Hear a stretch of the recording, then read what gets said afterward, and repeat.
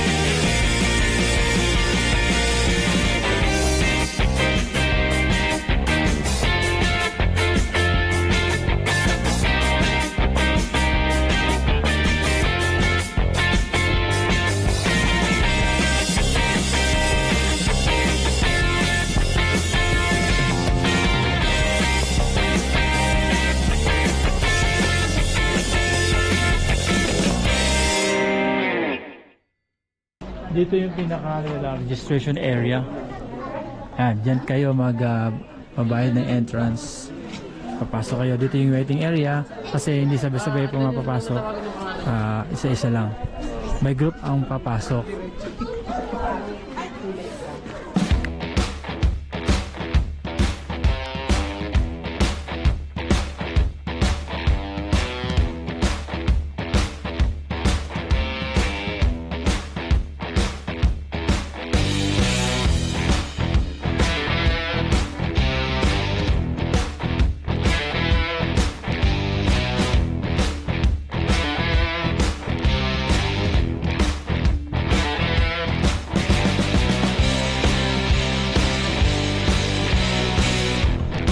Sam.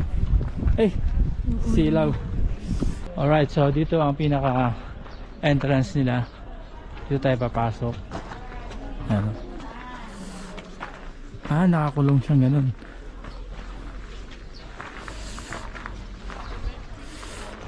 Receiver ka?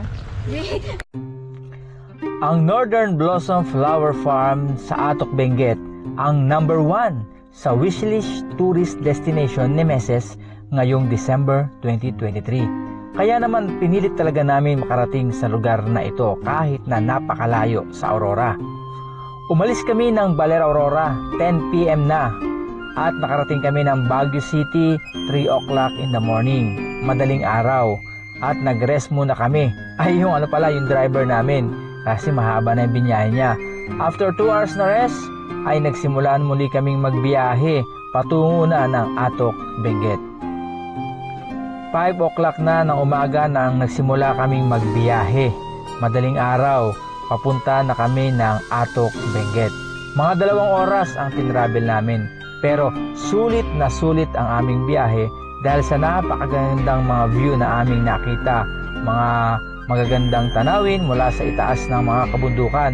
Siya nga pala, kami ang nasa itaas ng kabundukan dahil ang kalsada dito ay talagang nasa taas ng mga kabundukan. Ang lugar na ito, yung tinatawag na Northern Blossom Flower Farm, ay tunay na ma-appreciate ng mga plantito at mga plantita, lalo na yung mga mahihilig magtanim ng mga bulaklak. Kaya kalakwat sir, kung mahilig ka sa bulaklak, sana tapusin mo ang video na ito. At kung hindi naman, at hindi ka masyadong mahilig o nakaka-appreciate sa mga bulaklak, sana tapusin mo pa rin ang video na ito. Alright? Sigurado naman ako na kapag ito ay napanood ng mga meses or mga jowa ninyo, ay siguradong yayayain ka niya sa lugar na ito. Best month pala to visit this place ay month of January to April. December pala nung kami ay magpunta, kaya hindi pa halos lahat ng bulaklak ay nakabloom sa lugar na ito. At pinaka-best na oras o best time to be here, dapat early in the morning para hindi pa masyadong mainit. Oo, mainit din dito kapag tanghali na, sa kabila ng ginaw o lamig sa umaga. Time check tayo ngayon, 9 o'clock na po ng umaga. So dumating kami dito ng mga 8 o 7 o'clock in the morning. At 9 o'clock na. Ito itsura dito sa may Blossom Farm, sa Northern Blossom Farm. Napakadami pong tao pupunta. Dahil holiday siguro ngayon, kaya ginrab yung opportunity na magpunta mga tao. Ito napakadaming tao. Dito tayo. Yan, so lilibot ko pa kayo sa mga magandang mga bulaklak dito. So nag-stop over muna kami dito para kumain si Samsam. Ayan ang pinakain mo namin Samsam. And then tutuloy pa tayo doon sa baba. Marami pa tayong iikutan doon. At doon ang exit sa kabila. Yan, napakadami talagang tao na pupunta dito mga kalakwatsers. Marami na gusto maglakwatsa dito sa mga flowers. Pa-picture. So hindi ka lang basta dadaan dito. Hindi pwedeng hindi ka pa magpa-picture. Kaya magpo-post ka, hihinto ka. Kaya sa bawat variety ng bulaklak, talagang magpa-picture ka, hihinto ka. Ganun ang sitwasyon dito. Talagang mag-spend ka ng almost half of your day para talagang masulit mo yung pamasyal mo dito sa halagang 250 pesos. Siyempre, at kapag ikaw ay senior or PWD, 200 pesos lang. At yung mga 5 years old or 6 years old to 10, 50 pesos only. Yan, ang daming tao.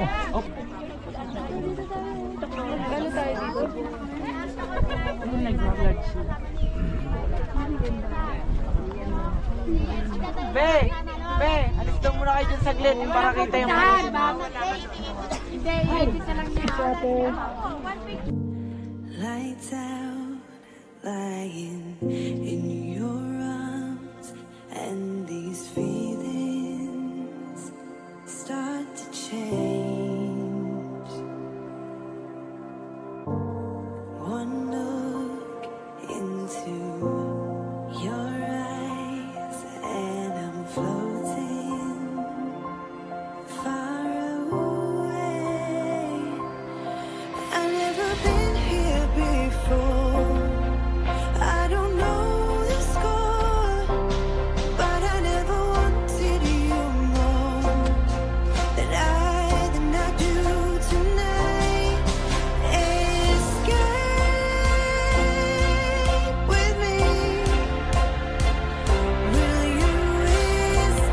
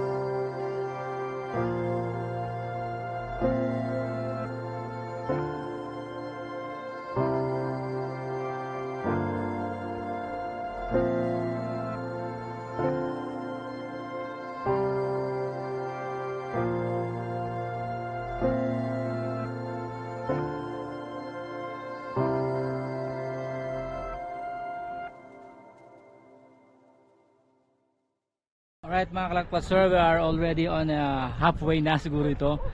Si Samsa medyo mainit na kasi ay hatid ko muna sa waiting area sa taas. So ito pa yung mga pupuntahan natin mga kalakpat sir. Dito rin po pala maliban sa mga bulaklak na pwede pang kulay, may matatagpuan din pala kayo itong St. Bernard. Tignan natin yung St. Bernard nila dito. Kung kamukha ng St. Bernard sa The Mansion. Ano pa niya kuya? Forest. Si Forest. St. Bernard din siya, no?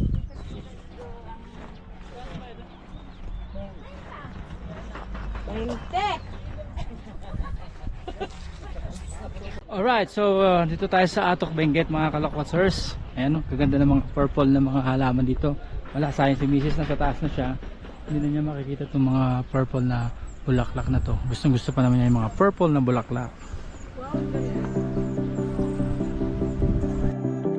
Sobrang sulit nga kalakwatsir ang 250 entrance fee dito sa Northern Blossom Flower Farm sa Atok Benguet.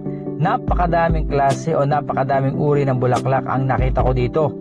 Hindi ako masyadong mahilig sa mga bulaklak pero talagang na-appreciate ko ang mga flower na nakita ko. Maliban kasi sa ganda at kakaiba ay very rare din ang ganitong mga uri ng bulaklak sa amin sa Aurora. At halos dito lang sa Benguet nakikita ang mga bulaklak na ito. Yung mga cabbage roses, first time ko makakita ng ganon, kulay white at purple. Sa picture ko lang dati o sa video ko lang nakikita dati yung mga ganong bulaklak.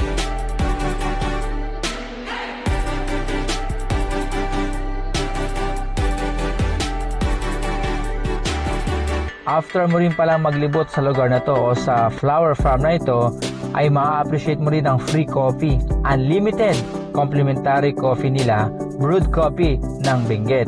At syempre may kasamang bread. At talagang mag-enjoy ka sa lugar na ito.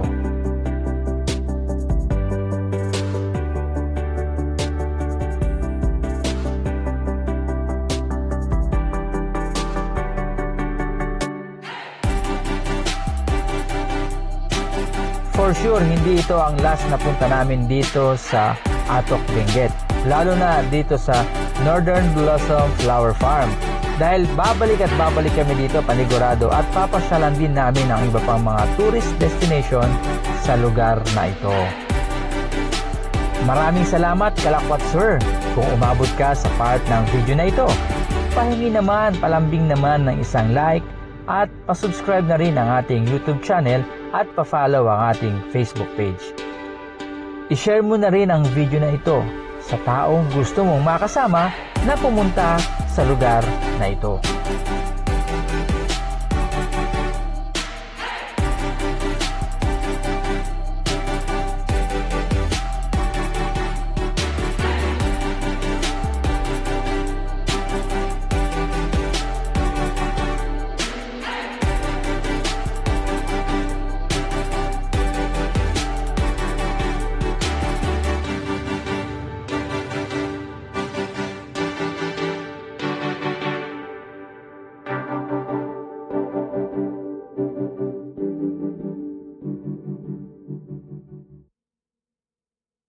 So, dito tayo ngayon sa pinaka view deck nila. Makikita nyo dito yung kabundukan. Ayan o, kabundukan dito. Ayan o, talagang matinding kabundukan.